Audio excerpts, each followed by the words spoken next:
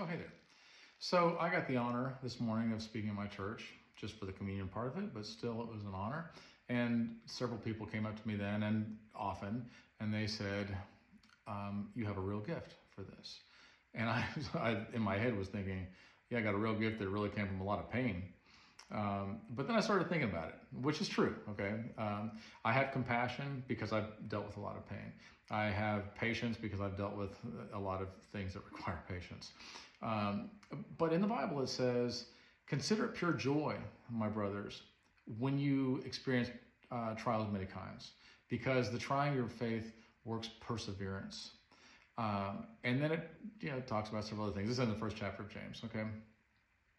And it got me to thinking, maybe the things that were like, oh, this is such a trial, this is such a burden, this is such a pain, this is so irritating, maybe these things are the things that are making us better.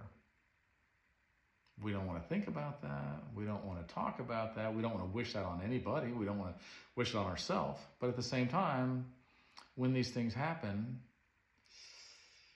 sometimes they make us better. Now, sometimes they make us bitter. Don't be that guy. Don't be that girl.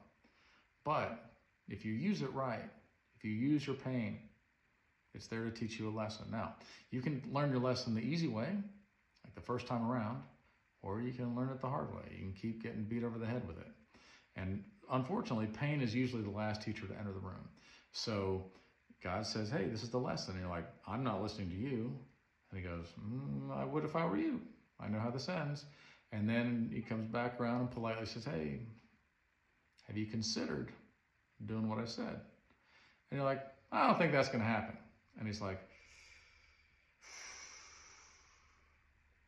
I'm asking you nicely still.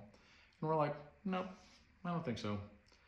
And then this escalates until finally you get a pop.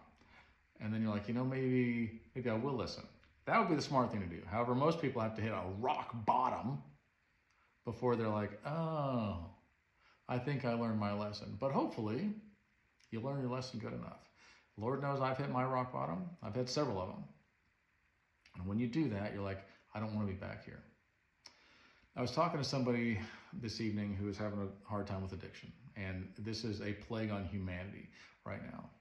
And I said, if it costs you everything you have to get your life right with God and to get sober, you got off easy. And he was like, yeah, you're right. Love you guys. Have a good night.